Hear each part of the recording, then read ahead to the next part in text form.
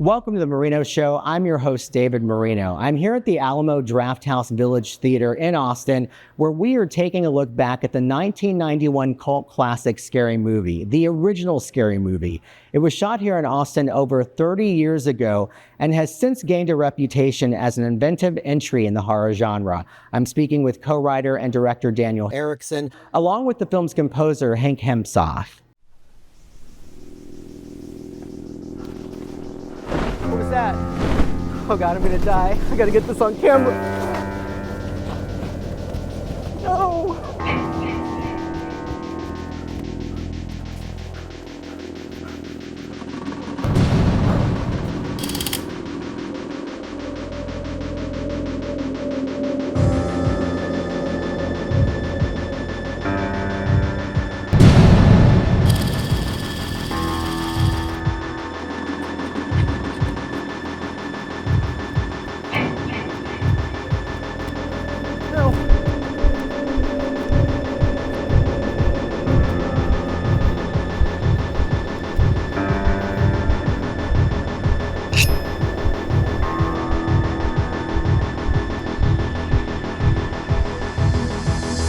Well, Daniel and Hank, it's so great to have you today, especially having director, co-writer of the film, and the composer together, which you usually don't have, at least I haven't in my interviews.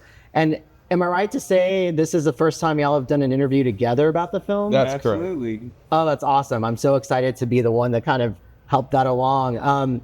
When we talk about the original Scary Movie from 1991, which is a cult classic that was shot here in Austin, when you think back to that time, and both of you can answer this, what was it about that time that kind of blended in with the film and the atmosphere? Because the atmosphere was a haunted house. It's a horror movie. Mm-hmm. It has comedic timing as well, which I love. But when you think back at that time, 1991 Austin, how do you feel the film kind of holds up and kind of shows our time? Well, I'd say in the 80s was when the slasher film was popular. Yeah. And you've had the Friday the 13th and the Halloweens, and it was pretty fresh at the time. And I'd say our film kind of does a twist on it. We were making a dark comedy about the slasher film. And in some ways, I think when people came to see Scary Movie, they were expecting a slasher film, and they got something a little bit different, a dark comedy and more of a thriller and a twist on slasher films. And it threw people at the time. But I think now the movie maybe holds up better than back then, because the movie's not just a slasher film. It offers something more psychological horror. Right, and that was a really creative period of time, I think, the late 80s and the 91s.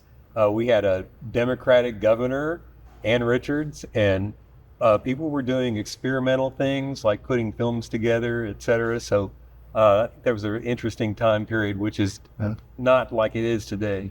It was a very creative time in Austin back in the 80s, 90s.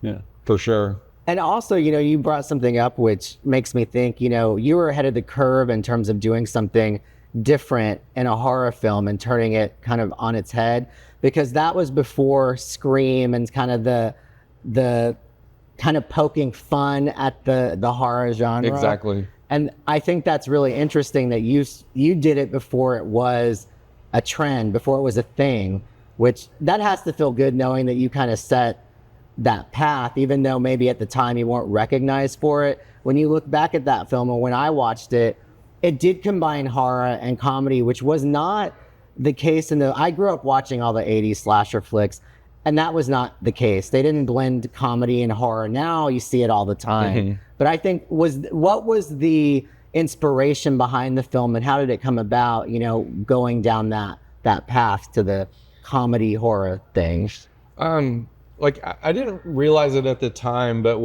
later I was thinking what influenced me, and there was a movie called After Hours by Martin Scorsese that was in the 80s, and it was a dark comedy about a guy having a bad night, and just everything that could go wrong was going wrong in this one night.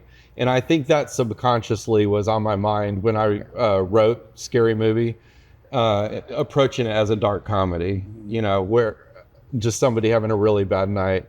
And just recently I saw an interview with Toby Hooper, who directed Texas Chainsaw Massacre. Oh, right. And in the interview, he said it's about the first thing he said in the interview was it was about having a really bad day. Yeah, and he says everybody in this movie is having a bad day. And I related to that because that's kind of how I was approaching Scary Movie. And your main character has a really bad night. He has a really haunted house. It's the story takes place one night, and exactly, he has a really bad night. No kidding.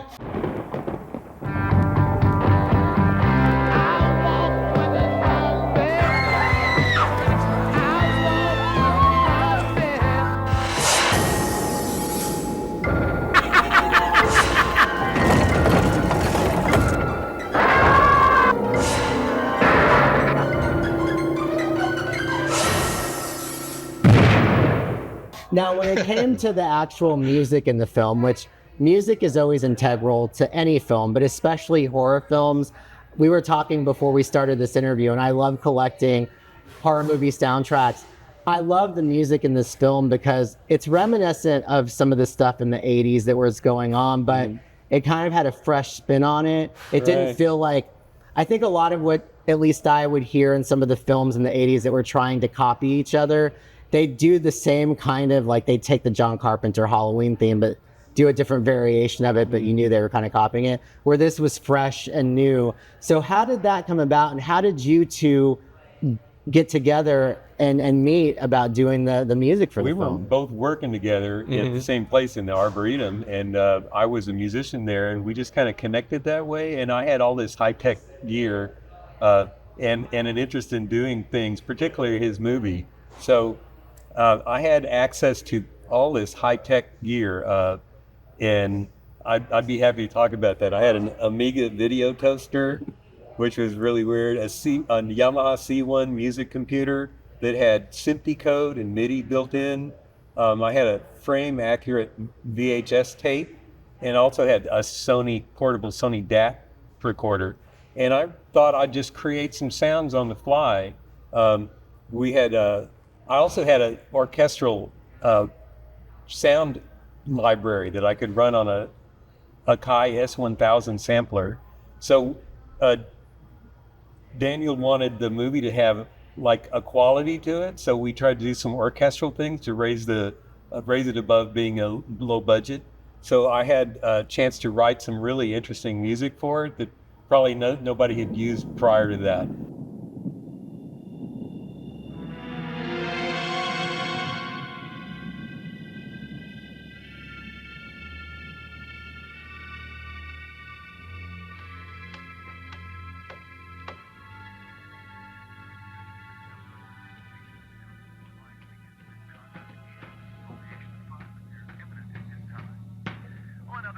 Halloween day, convicted killer John Lewis Barker is being returned back to the federal facility for the criminally insane tonight.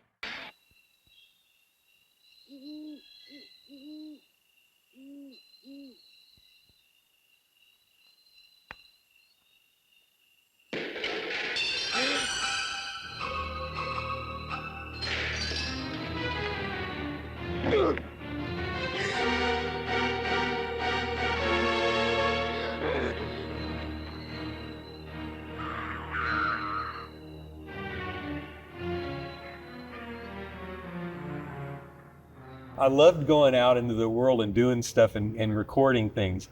There used to be a thing called a Super Ball, and I went to the UT and got a grand piano, and when you rub it along the bass string, you get the weirdest sounds. I recorded that. You can take an orchestral gong and roll it with a soft mallet, and while it's rolling, you drop it into a bucket of water. And I don't know, recording elevator sounds, and it was just fun to put all of that together. Yeah, I just wanted to say, when I met Hank, I thought he was way overqualified for our little horror film. And he's a classically trained pianist, and so he played Mozart and all this, right? Yeah. And so, I thought I was over my head in asking him if he'd do the music. But then when I asked him, he said, "Hell yeah, I'll do it." Yeah, that was going to be fun. I was getting rid of all the classical stuff and playing jazz by then too. So yeah, it was. I looking forward to do something new. But he did a lot of experimental stuff, And I did collect movie soundtracks on vinyl, like Yeah. you said you do. And most of them were like Bernard Herrmann, you know, the Psycho. Yeah. synthesized, I mean, not synthesized scores. And I was asking Hank if he could try to get a sound that wasn't like the Halloween, which was synthesized. Yeah. You know, and so I think he achieved that. Yeah. Yeah, there's one place I remember that I'm really proud of where it's like this augmented harmony thing that's atonal, and I got all these pizzicato string notes to play random and just in a blur of, but it sounds real because they're real string samples, and that's like one of the high points in the movie for me.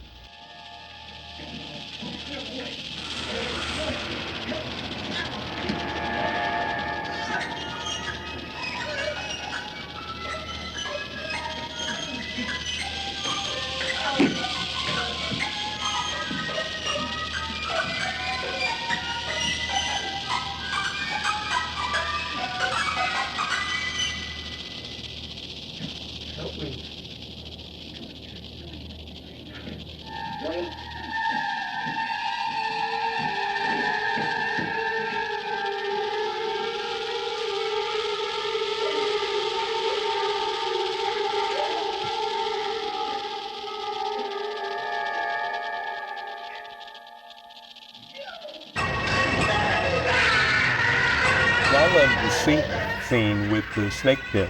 Okay. We drop down there because that's called Mickey Mousing, which is a Disney effect where, like, when Mickey would hit Goofy on the head, the music would be right there, and I could go through and line up exactly moments, like when he hit the floor and the snakes and everything. That was really fun. One of my favorite moments of your music is when Warren falls in the pumpkins. Yeah. And because I'm hearing the piano like a literal piano, like you weren't trying to make it sound like something else. Yeah. But I just love the piano music there.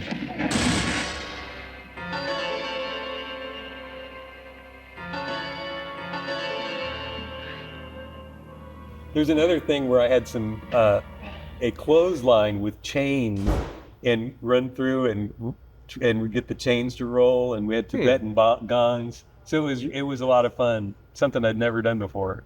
But this was new for us because this is my first feature film and Hank's first feature. Yeah. Just about everybody that worked on this movie, it was a learning experience. Yeah. And it actually, you said, premiered here in this theater, right? That's correct. 34 years ago, the movie premiered in this theater, and so that's why we like coming back every year to this theater. To show it like in October, right? Exactly. And, you know, if you're around Austin, you might have seen this book that outlines everything about the film. I see it at the record stores that I go to. It's there on display. You can buy it.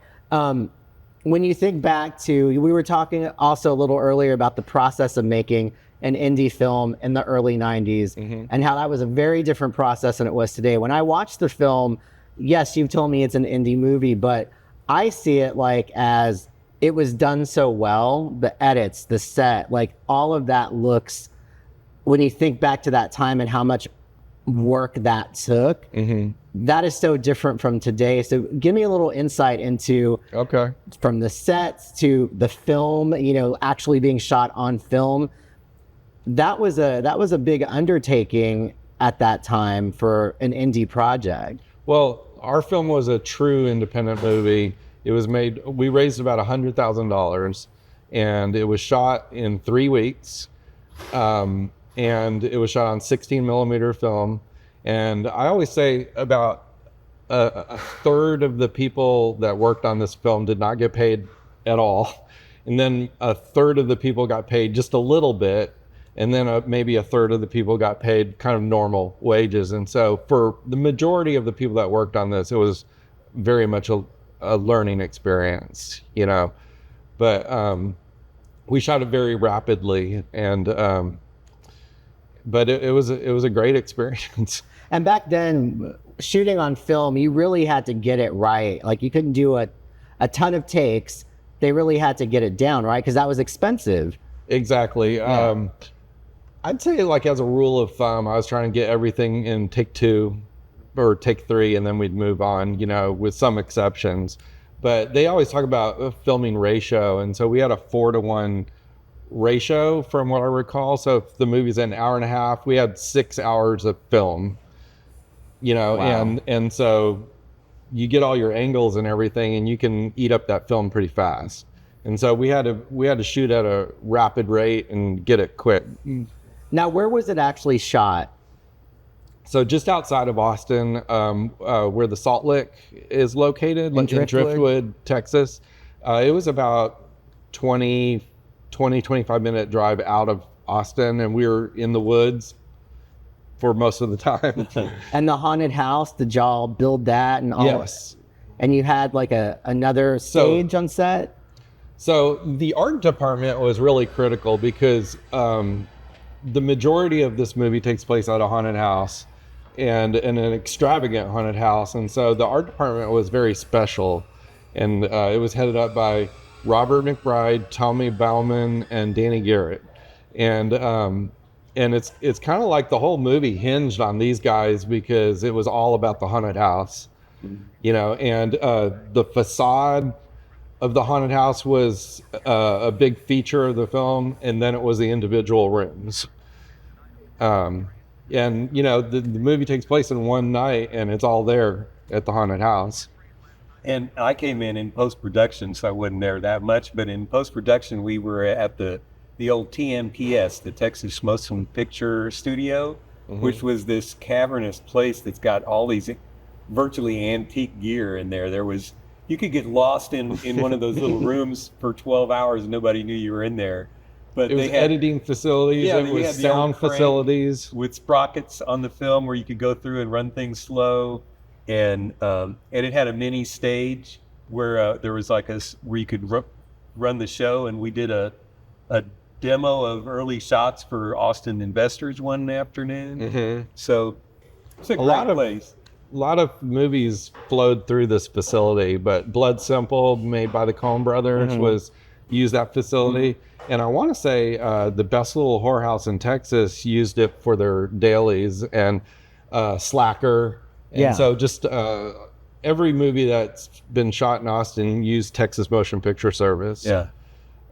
It was quite the place, but it's no longer, because once film was obsolete, everything film related started folding in this town. Yeah. What was it like when the film came out? What do you remember about whether it was the premiere or just after the film came out, what critics said about it? What was that process like, rolling it out to the public?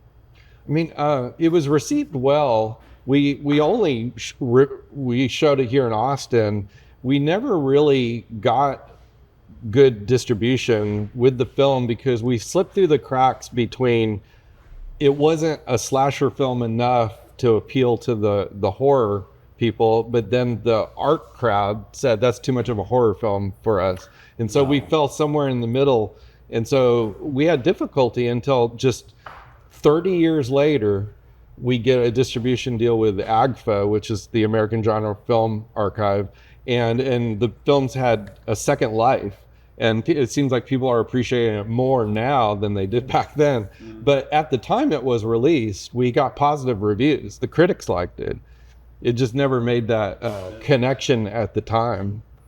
And for you, Hank, seeing it, and seeing your work paired with the film, obviously being involved in the editing process with where I guess the music went, how did it feel seeing your score come to life with, the acting and all of the... It was great. I didn't know it was going to be quite like that. It was all put together. And the composers in films usually don't get a lot of attention. Right. But there's actually a review out where I got a couple paragraphs from a guy saying the ominous chord beds were unique and that it was 20 years ahead of its time. So I was real pleased with all of that. It came out really well. It's a quiet Halloween night. For just a few dollars, this place offers more than a few thrills. This year, we're going to give more than their money's worth. At its core, it's about fear and paranoia and a suspicion. And so that's why the music played such a big part, because it's the main character is Warren, and it's getting inside his head and that paranoia. And so the movie's reliant on that score. You mentioned Warren, so I got a little story. This is like the dawn of digital signal processing then. Nobody had done this before. And Ivan, there's a scene in there where the girl says Warren, but it was filmed in slow motion. So when you look at her mouth, it's Warren, but the sound was like really short, and you couldn't mess with tape back then. If you did, it would lower the So I had a. So you were trying to stretch the audio. You're right, and so there was cool. a new product that I had on my software on my computer that did time stretching without pitch conversion, and we got the exact time and stretched her voice out so that it went Warren and Ivan thought that was the coolest thing because he was so back in tape. So that was a neat story. Am I a tennis straight? Well, they seem to be okay to me. Oh, Warren, here's Barbara.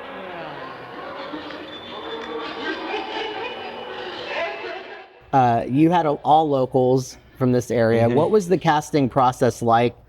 Do you remember how that went about? Did you put an ad in the paper? What was it like back I don't then? remember the specifics, but I know we cast it pretty fast because I mean we were a low budget film, and part of me was like I'm happy with getting anyone to fill this role because we were kind of desperate at times. But we did have a casting call, and I'd say for on average, maybe half a dozen people would show up for a part.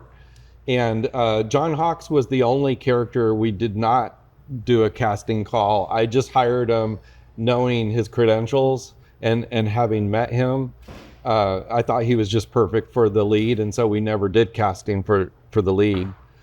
And he ended up being great. And he's gone on to, of course, do some big things. The last thing I saw him in, the latest season of True Detective, and he was so good in that, but I didn't connect. I had to go back and look, okay, what's he looks familiar. I was like, wow, that was him. He was so good in that. And he was nominated Best Supporting Actor for True Detective, as well as he was nominated for Winter's Bone, Best Supporting Actor. And that's really helped put Scary Movie in the spotlight with John Hawkes having all this success. And he was so young in the movie. He was so young. Yeah. You were saying, though, that helped get him to LA, right? This film? Yes, he says that it put just enough money in his pocket after making Scary Movie to go to Hollywood. And it wasn't like instant fame. He worked hard out there for maybe 5 more years before things started kicking in. But he said it paid his way to go to Hollywood. Yes. How does it feel now in 2025 that this film, I've seen this everywhere, so it's definitely getting attention. You're doing your October showings of it as you do every year, but that there is more of a reevaluation of it. There's more of, it has a cult following, but how does it feel having that kind of full circle moment where maybe you didn't get as much attention when it initially came out, but it really has stuck around? Because although I had not seen it before, I had seen things about this movie everywhere because it's so Austin based. How has that felt, though, kind of seeing that come back around? I mean, you can both talk about. It's been great that it's had a second life, literally. And this all started about 5 years ago when we got the deal with AGFA. And 1 year after that, lo and behold, Scary Movie shows on Turner Classic Movies, and we had to check to see which Scary Movie are they talking about. And I made a call and they said, no, it's your Scary Movie. And so somebody at Turner Classic Movies likes us. and so that was kind of the kickstart of the film becoming a cult film, because we never had national exposure until then. There was a period where it was really dead and nothing was happening at all. And yet, like 30 years. Yeah. I had transferred the original VHS over to digital and put it on my YouTube channel, and it got covered a lot with a lot of comments.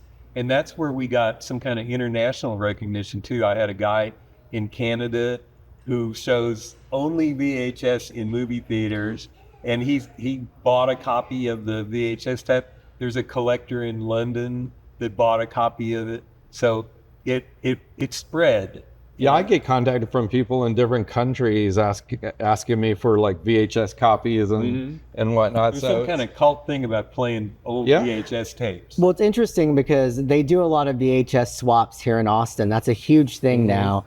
But I also think just we went to all digital. We went from 8-track to cassette tape to CD with, film. We went from, video cassette to DVDs. Now everything is streaming with music and film today.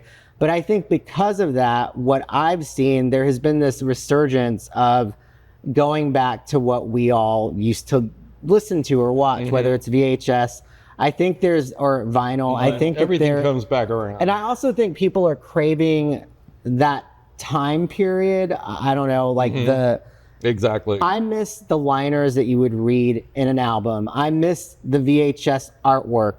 And you don't get that with the streaming. Although streaming's convenient for all of us, I think that has also helped with some of the films like Scary Movie to bring back that, I don't want to call it retro, but bring back that feeling that you had when you would watch a VHS There's or an a album. physical Yes. sensation of holding an album in your hand and seeing the artwork Exactly. played I around love and that. reading, or a VHS tape that's got all that info on it. And I miss that. Yeah.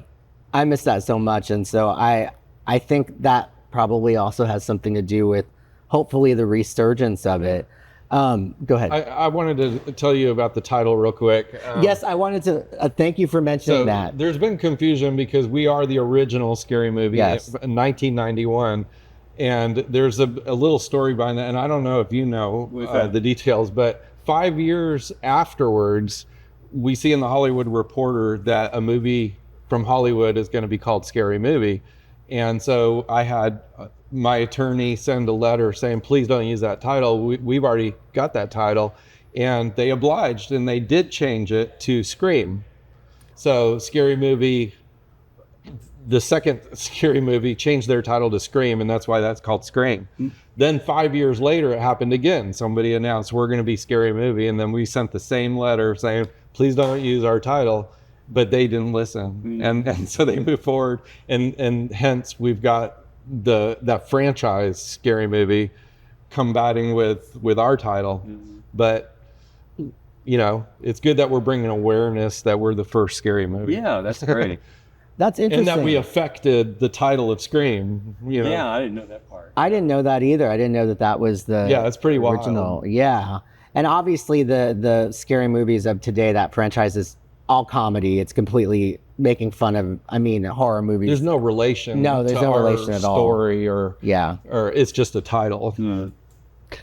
When you think back to that time, what was the inspiration? Were there filmmakers that you, pattern yourself after, or that anybody that you looked at when you were making Scary Movie that was an influence in making that film? I'd say there's just a lot of influence, but I'd have to say you'd have to go back to the Texas Chainsaw Massacre because it was made in Austin. And so at least it was a sample of a low budget film that was made here in our town that was a huge success. And so we kind of modeled at least the production aspect off of it, and knowing that you can make a movie on 16 millimeter, for about $100,000, which is what they had. And there's a little bit of influence of Chainsaw in our film, but well, there's a literal chainsaw that he There grabs in is. the film. but that movie After Hours was an influence. And the movie is about paranoia, and Duel comes to mind. The Spielberg, Dennis Hopper. or Was it not yes, Dennis Hopper? Dennis Weaver. Oh, Dennis Hopper's filmmaker. and it was all yeah. about phobia, and and I think that was on my mind when I was writing this. And it gives that vibe because Duel, he's being chased by this. You don't see the person driving this big 18-wheeler. My dad loved that movie, so we'd always watch that. It was an early Spielberg film, Duel. I think he was I don't know if he's a director, producer on it, but that's interesting that you say that, because throughout the film Scary Movie, your main character is paranoid throughout the entire film. And then there's a twist, which I won't give that away for people who haven't yet seen it, so I want people to go watch it if they haven't. That does have that frenzy throughout the film, and he keeps getting more and more it gets heightened as you go Yes. throughout the film. And so I think I was into that. I always thought that in my mind, there's another genre called the disturbing genre, and it's just movies that are disturbing. They're not necessarily horror films, but but you know, and so I was kind of going for something like that. But I was watching a lot of classic cinema at the time, and I was watching a lot of Hitchcock movies, and I didn't want this to be a slasher film, and so that was very much on my mind. I wanted to differentiate our film from a slasher film, but when people come to see our movie, that's kind of what they're expecting.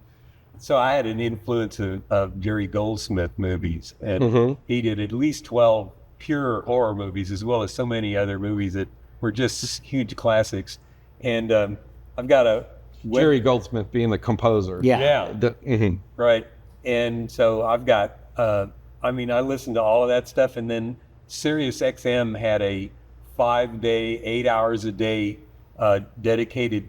When he passed away, they did all 200 of his movies, and I happened to be lucky enough to grab that off of Sirius XM, and I've got that on my website, and people from all over the world go and listen to that stuff and comment. So everything's in there from The Omen was one. The Omen. I was going to say the Twilight Zone, the movie, was a Jerry Goldsmith score. And the segment that was called Terror at 20,000 Feet was I love all that. Well, that was another one about paranoia that was very much on my mind with Scary Movie. In fact, I think we watched it with John Hawkes, and I was nudging him to play it like that. Oh man, But that's a Jerry Smith score. Yeah, Jerry Goldsmith. Yeah. So you're a professor, right, at Texas State, and you're still very much involved in music. You do shows all the time. You know, where are you now with that? When you look back at this film, how did that play a role in your artistic path down? Well, I didn't do a lot after that. I did a thing for the National Park Service, a documentary on Lady Bird Johnson. And I've done, as a musician, I've played on lots of film score things and jingles and bands. And you played with Christopher Cross. I played with Christopher Cross, played sax on the theme to Arthur, and we toured the world and made a lot of money for a little while. So yeah, I've just had a musical career, and doing film music is a real interesting part of it, and I'd like to be doing more of it. And you did like music videos for Texas-based artists, right? Yeah, that was pretty much where I went after making Scary Movie. Is I focused on music video production here in Austin, and I really enjoyed it. I almost felt like a musician myself, but I'm not a musician, but I hung out with a lot of them shooting these videos all over Austin. Do you ever have any interest doing another film? You know, perhaps. I feel like it's so much work making a movie that you really have to love the material, because it's so much work. And I guess I haven't come across a subject matter yet that has reached the level of Scary Movie, because that kind of fed into all my interests, and it would take something extraordinary for me to get pulled back into it. I talk about creativity in talks that and seminars that I get, and I mentioned that you need to have a strong backstory before you're interested in doing something, because you have to have the impetus and the willpower to follow it through to its end. So if you've got something that you've lived through that's in your center of your being, then that can produce something creative, and you'll stick it through till the end. That makes sense. I think also, thinking back to that time of 1991, I think one of the challenges must have been, especially if you were doing an indie film and you didn't have a studio backing. Today you have social media, you have all these avenues that you can promote your projects, whether it's music, film, whatever it is that you do. Back then, we had none of that. There was no internet. So it really depended on word of mouth. And I know that today, that's why I say today, if you did something, at least that would probably be, I don't know if it's easy, but at least you'd have your own, you could promote yourself. I guess there's more product these days. That's back right. then, you made a feature film and it was special. But now it's like you're one of Yeah. thousands because it's Yeah. so easy, you know. Yeah. So I don't know. I don't know which is better. Yeah. I mean, I kind of miss the old kind of school way Me of too. doing things. Yeah. But back when we made this, Austin was a much smaller city. It was about a fourth the size that it is now. Yeah. And I would say we used every resource available to us to make this film. And I'm talking about film equipment, lighting, the actors and the crew. It's like, we used just every resource the city had, and so we were very much on the cutting edge. Austin's a different city now. It's a much bigger city, and there's a lot of big movie production going on. Right, But and it's a career too now. But back then, people were doing this stuff because they were interested in it, because it was creative, and they gave free of themselves and put all their time in on things just because I'm in a movie. Now everybody's got to get paid. Yeah. But really, I when I look back on this movie, though, I do wonder, how did we do it? Because I don't think I could repeat it. And I honestly don't know how we survived through making it. It was a time, a Because lost it seems time period. impossible now. Yeah. It really does. Yeah. What stands out to you? Have you had any interactions with either fans of the film, either one of you, or anything that surprised you even today? Does anybody mention it, or do you get emails, or like, Well, what surprises you about the reaction? first thing that comes to mind is, like, I'm surprised a lot by things here and there. But like this shirt, for instance, was designed by a super fan that lives in Kansas. And so I just happened to stumble upon that the shirt was online, and that's how I got this. And you got the shirt. And I've got the original vintage one from '91, which is the generic. We were promoting it as a generic product, and so it was just a barcode, like it's just awesome. like it's a generic product. That's the way. And the barcode's still on this new T-shirt. But you know, when fans are making shirts, that's surprising. Big deal. Yeah. Yeah, that's awesome. I want to make sure we mention this year the screenings are dedicated, right, to one of the actors that has passed away. That's correct. Ernie Teleferro, he played the Laughing Man. He passed this year, and so the screening at the Alamo Village is dedicated to him. And he was a huge personality of Austin. He was an amazing person, and he's got that infectious laugh all through the movie. That's very characteristic. He kind of steals the movie, to be honest. He cracked me up because, again, I don't want to give too much away, but he would make fun of things and just start laughing. Even the ending of the film, there he is with the laugh, and it kind of wraps everything up just with the way it ends. I really liked his character in that. I thought he was really good, even though it was small. He'd throw him in here and there. It was really cool. Is there anything that you think of when you think of Scary Movie, whether it's from a music perspective or from the film? Is there anything you would do differently today if you were back then? Or there's anything you look at the film and think, I would have done this or I would have done that? Or do you look at it and think, this is exactly what I wanted to create? It was my vision. Whether it's music or film. It's pretty close to being exactly the movie I wanted to make, and the areas that I wish things were different is money related, right? Because everything comes back to budget. Yeah. You know, and when you're making a movie for a fixed low budget and you got to shoot it in 3 weeks, you just have to be disciplined and so sure, I would have liked to have done things differently, but it would have required more money. But given the restrictions, I'm really happy with how the movie turned out. On my side, since I was in post-production, I had all the time in the world to do things. And I literally wasn't working, so I'd do stuff all day and all night long. And I don't think I would have changed it. I'm trying to think as a composer what I would have want to change. And I'm still real proud of the stuff I did then. I might do something slightly different, but it would be just because it's who I am now. But it has nothing to do with any negative I feel about like back then. the stars really aligned for this film, because there were a good 10, 12 people that were critical to this movie. Hank would be one of them. And had these people not have been there, the movie might have not even been made. because like John Hawkes would be another one. And so I just think we were really lucky that things fell into place and the right people at the right time. It was Keith Brunson and I were the instigators of the whole project. We came together and started raising the money.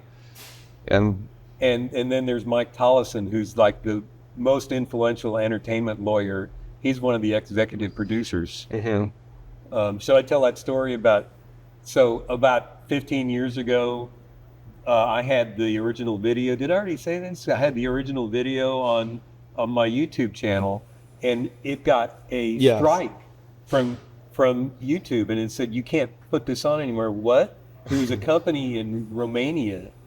And I went, that's just can't be true. And I told Mike Tollison, he said, I'll get back to you. And about 3 weeks later, they reinstated it and they banned this Romanian. Over the years, films get pirated, and you really can't control what like other countries are doing with your movie. That's true. But same with music. The movie shows up in the weirdest places in foreign countries and stuff, but it's out of our control. Yeah. The screenings, can you talk about the dates and the times when the screenings will be coming up? On October 11th, We Love Video, which is a great intimate venue. And then 7 p.m. October 15th, Alamo Village. Here.